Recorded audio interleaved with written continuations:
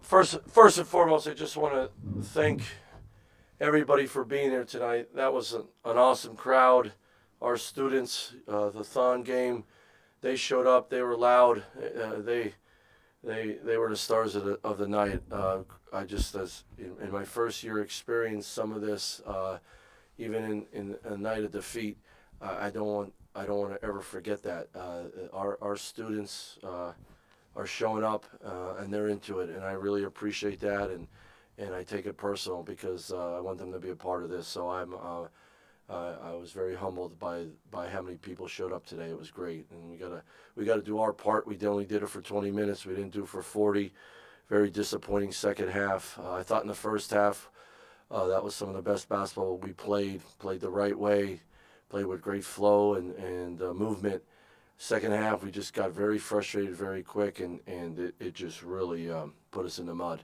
And even though we had, somewhat connected to the game late, not enough to win. It was poor second half. It's on me.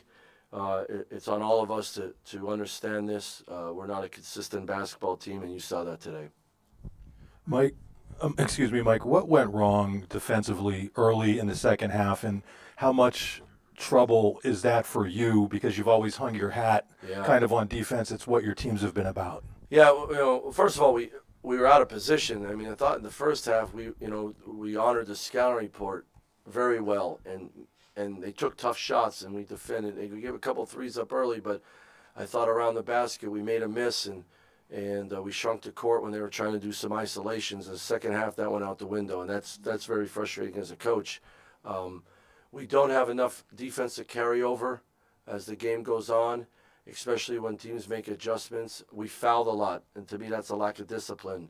I thought they had some drives where we were there, and we bailed them out with a bad foul or a rotation foul and reaching in when they're taking a tough floater, or we had two at the end there where we squared up the ball, but somebody came in and lost discipline and fouled, and you go to the foul line, they're freebies. So that as you're exactly right. It's just very frustrating. It's not winning basketball. First half was winning basketball, but it's a 40-minute game, and our defense has too many holes in it. And some of it is size and athleticism. We will continue to keep addressing that. Other parts is just being mentally tougher and sustaining is the term I use. Sustaining your defense throughout stretches of the game, and we don't do that. We don't do that enough in the Big Ten to be good offensive teams. Mike, we saw both Nick and Kanye go down late in the game. Do you have updates on both those guys and how did that impact you down the stretch? Yeah, they're in the training room right now being evaluated by our trainers and the docs. So we'll know some stuff here soon. And how did that impact you guys down the stretch, not having? Well, both of them playing major minutes, and Kanye, I thought even in the first half he was getting the ball at different places and really putting pressure on them. We need that. We need that down the stretch. We put a lot on Hing and Ace, and Nick has been playing really well for us, and not having him out there defensively to guard Garcia, that hurts us because he's one of our better defenders. But next man up. I mean, we're not the only team in the country dealing with injuries or losing guys during games, and you got to find a way, and just not good enough in the second half to win a game in the Big Ten. Hey, Mike. First half, you guys shot 52% from the field. Second half, 35%. Yeah. What changed, you think, between half, and what can you guys do to really shoot a whole game more than just one half of a game going forward? Well, if I knew that, I'd be happy. I call it offensive frustration. There's just times we have offensive frustration where we don't see a rotation. We force it. We force a shot. We force a drive, and we have some guys that we need to go make plays more than others. So that's part of the game. But understanding. All right, we went 2 minutes, and we didn't get an easy one. We didn't have enough movement. Those things, and you could talk it through all the time, but you got to take care of it on the court as well. And I thought in the first half, man, we were getting downhill. We were moving the ball. We were getting each other's shots. I thought the ball stuck in the second half. I didn't think we pushed through some drives to make them call fouls.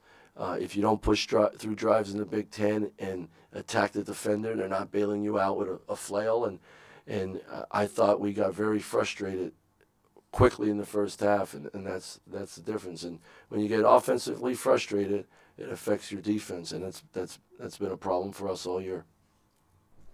I think in regard to the ball movement, it looked really strong in the first half. Yeah. Why do you think that was, and why wasn't that consistent in the Well, second you half? always have game fatigue, so that's part of it. I think when they went on that run in the second half early, we got frustrated. We weren't mentally tough enough to, all right, relax. There's tons of time on the clock. Let's get ourselves going here. And the ball stuck a little bit. We took some tougher shots. We didn't finish. I thought we finished in the first half around the rim a little bit. I don't think we did that in the second half enough. There's a couple that got stuck on the rim. Got to finish those, man. We need those. And that stuff creates frustration. And I think you saw that in the second half, and that's what's disappointing. When you talk about frustration, it seems like some of the undertones to many of these answers are kind of about mental fortitude. Is that? Yes, sir.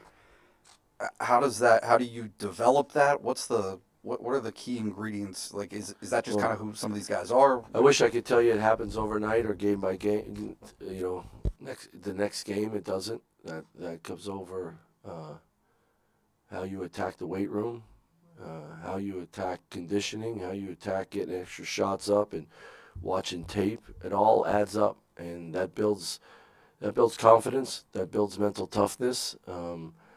Being able to take yourself to a place as a basketball player where maybe you weren't able to take yourself a year ago or 6 months ago. I've been through this before. You got to go through.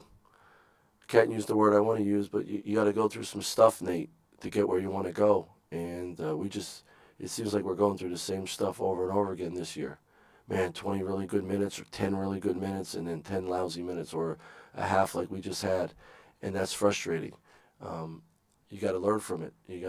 But we got to become a mentally tougher program. I totally understand that. It just doesn't happen overnight, and you have to show these guys what the issue is, what the problems are. You got to watch tape with them. You got to discuss it. You got to make sure they have a clear understanding of what is good enough and what isn't. And it's not picking on them. It's making them aware of this is the stuff we have to do to become a successful basketball program. And some of it is things you will never see, and some of the things you will see. That's the next step we got to take. Nights like this just really suck because you saw 20 minutes of really good Penn State basketball. That's the basketball I want to see. Then you saw 20 minutes of disappointing basketball that's not very tough, and they're not my teams. But I got to own it, and I got to help these guys get where we need to go.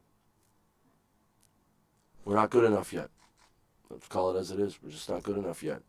And it's going to take some time, but, man, you get excited when you see that first 20 minutes.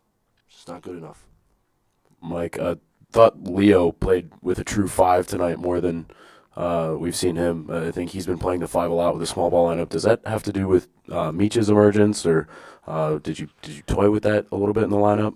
Yeah. He didn't play a lot of 5 as much as he did earlier in the year because Meech he played more 4 today, and one reason we wanted to get him at 4 more, so stretching the court so Ace and Kanye can really attack their 5 men and get downhill. Him just being out there, if he walks in the game, everyone's screaming shooter.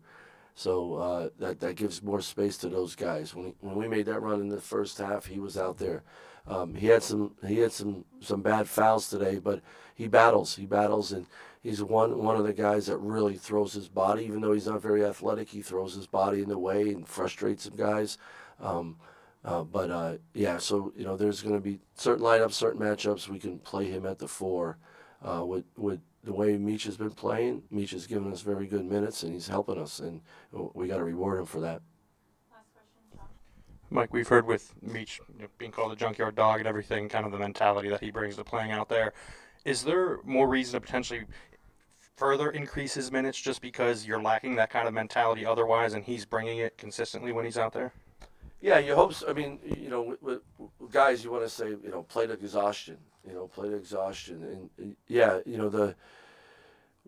we need that. We need that from other guys as well. So, you know, every game, every practice is evaluated to say, hey, who can help us win this? You know, and Meach has been doing it the right way. So, yeah, without a doubt, you know, he's still, you know, there's times he's still playing against guys 3-4 inches taller than him and more athletic and longer than him. So you got to watch those matchups. But, you know, he's been rewarded because what he's doing, and he continues to do it. He'll keep getting rewarded the right way. So really proud of him. And, you know, it's not that we don't play hard, but we don't play tough enough, mentally tough enough. We don't have enough resolve to adversity against good teams. And man, we give some other teams some great confidence sometimes when we just fight adversity. And but you know, Meach has been a guy that has really helped us and given us a lift. I'm really proud of him.